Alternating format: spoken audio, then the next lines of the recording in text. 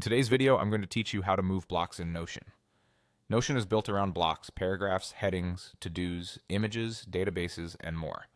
Being able to rearrange these quickly is key to keeping your pages clean and easy to read.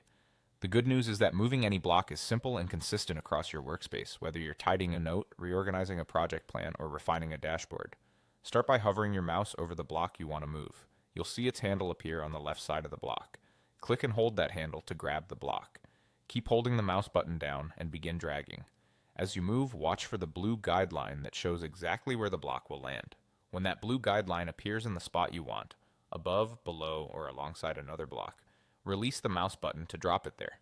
That's the entire move. Take your time as you drag. If you move too quickly, the guideline might not appear right away. Small, steady movements help Notion recognize where you're aiming.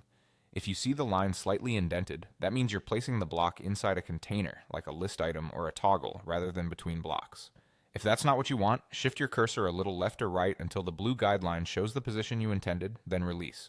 You can also arrange content side by side using the same motion.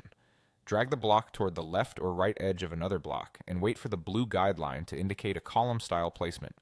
When you release, Notion will align the blocks next to each other. If the block unexpectedly snaps under or inside another element, just drag again and aim for the guideline that matches your layout. If you find yourself selecting text instead of moving the block, make sure you're grabbing the handle, not the text. Zooming in your browser can help with precise drops when space is tight. Need to reposition something far up or down the page? While holding the block, hover near the top or bottom edge of the window to auto-scroll, then release when the blue guideline appears in the right spot. And if the result isn't what you expected, a quick undo puts everything back. That's all there is to it. Click and hold the handle, drag until the blue guideline shows your target position, and release to drop. With a little practice, you'll be rearranging blocks in seconds, keeping your Notion pages neat, clear, and exactly the way you want them.